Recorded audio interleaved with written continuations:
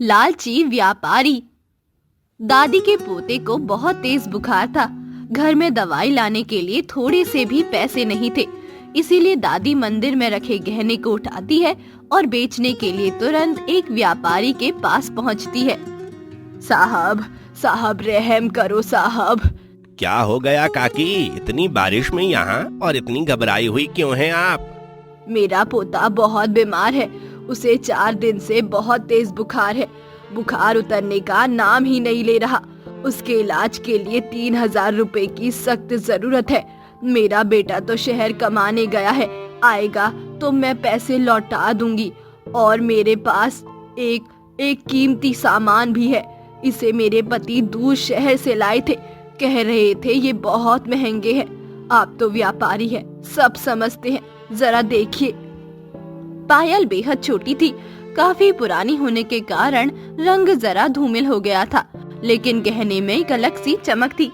गहने को हाथ में लेते ही धनीराम समझ गया कि ये बहुत कीमती है।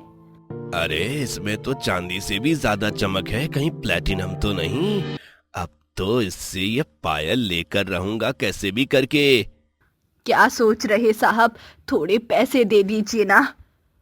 अब इतनी छोटी सी चांदी की पायल को गिरवी रखकर कौन 3000 कैसे दे सकता है? पर तुम्हारा पोता बीमार है तो 1000 दे दूंगा। 1000? अच्छा वही दे दीजिए साहब। मैंने अपने बेटे को तार भिजवाया है, आते ही पैसे वापस लौटा दूंगी। तब तक इस गहने को संभाल कर रखिएगा। दादी वहां से पैसे लेकर तुरंत ही अपने पोते का इलाज करवाती है और जब बेटा आता है तो सारी बातें बताती है। मयंक ये सब सुनकर आग बबूला हो जाता है। ये क्या किया आपने? आपने वो गहने गिरवी रख दिए? तुम्हें तो मालूम है ना वह गहने कितने कीमती थे। अरे ठहर जा, इतना गुस्सा क्यों कर रहा है?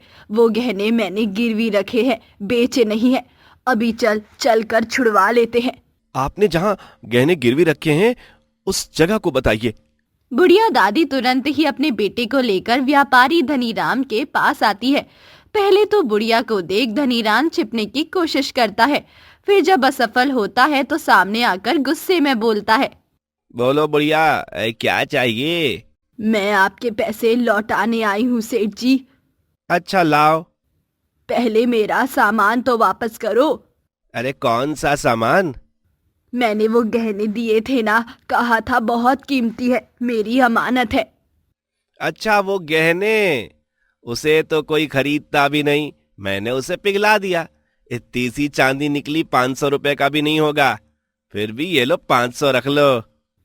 क्या आपने वो गहने गला दिए? हाँ इतनी सी चांदी निकली थी। लेकिन गलाए क्यों? अरे बुढ़िया ये ले 500 और यहाँ से जा, यही थी तेरे गहने की कीमत।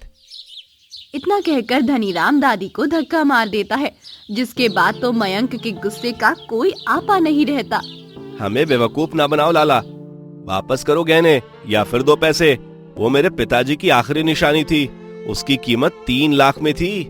3 लाख का? सुनकर मेरी हंसी नहीं रुक रही। इतनी सी चांदी 3 लाख की? अरे मूर्ख, तेरे नजर में भावनाओं की कोई कदर नहीं है क्या? ये सुनकर धनीराम उन्हें तुरंत ही बाहर निकाल देता है और मन ही मन बेहद खुश था। उसे लग रहा था कि अब मुसीबत मिट गई, लेकिन उसे क्या पता था मयंक इसके लिए पुलिस कंप्लेन कर देगा। मयंक उसी वक्त अपनी माँ और अपने 2 दोस्तों को लेकर तुरंत पुलिस कंप्लेंट करने पहुँच गया था। इंसाफ करे मालिक, इंसाफ करे। इतनी चमकने वाली चीज चांदी होती है भला? आप ही बताइए, हो ना हो वो प्लेटिनम थी। बाबूजी ने तभी इतना संभाल कर रखने के लिए कहा था। झूठ बोल रहा है ये। रहने को ढंग की छत नहीं, प्लेटिनम के गहने इनके पास कैसे आएंगे आप ही सोचो। नहीं थानेदार जी, झूठ ही तो ये बोल रहा है, मेरे गहने चांदी हो ही नहीं सकते।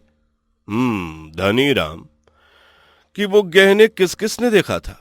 क्या किसी को पता है वो कौन सी धातु थी? मैंने देखी थी, वो बहुत महंगी थी। मयंक के बाबूजी ने उसे खरीदी थी। हाँ, हमने भी देखी थी। एक गहना था इनके घर में जो बहुत चमकता था। चांदी थोड़ी ना इतनी चमकती है, कोई बहुत महंगी धातु होगी। ये सब झूठ बोल रहे हैं महाराज, आखिर ये सब मयंक के दोस्त ही है ना।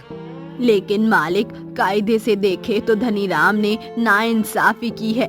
जब मैंने इसे गहने पिघलाने से मना किया था तो इसने क्यों पिघलाए? धनीराम, तुमने गलती तो की है।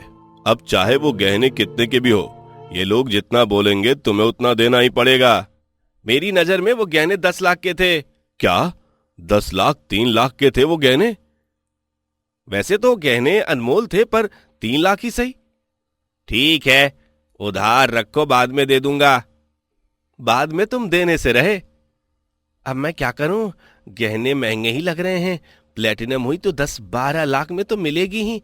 एक काम करता हूं, अभी इसे 3 लाख दे देता हूं। धनीराम तुरंत ही ऐसा कहते हुए गुस्से में अपने दुकान के गल्ले से लाकर 2 लाख रुपए मयंक की तरफ बढ़ा देता है और दुकान बंद करते ही तुरंत गहने को पिघलाने में लग जाता है। लेकिन जैसे ही गहने पिघलते हैं वैसे ही धनीराम के पैरों तले जमीन खिसक जाती है। अरे ये क्या, ये तो कुछ भी नहीं है, सिर्फ चमकने वाली एक शौकीन धातु जान पड़ती है। इसके तो कोई फूटी कौड़ी भी ना दे। हाय दैया, ये मैंने क्या कर दिया। धनीराम एक अच्छा व्यापारी था, पर जरा से लालच और मूर्खता के कारण अब उसे भारी नुकसान उठाना पड़ा। उस गहने के लालच में 2 लाख रुपए भी देने पड़े और गहने किसी काम के भी नहीं निकले और गांव में इतनी बदनामी हुई कि अब कोई उसके दुकान से खरीदारी ही नहीं करता था। ग्राहकों का भरोसा उस पर से उठ गया था। इसीलिए कहते हैं, व्यापार में ईमानदारी जरूरी है, लालच मूर्खता का प्रतीक है। तो दोस्तों, कैसी लगी आपको ये कहानी, हमें कमेंट पर बताएं। साथ ही ऐसे शिक्षाप्रद कहानियों के लिए चैनल को सब्सक्राइब करें और हाँ, बेल आइकन की बटन को दबाना ना भूलें।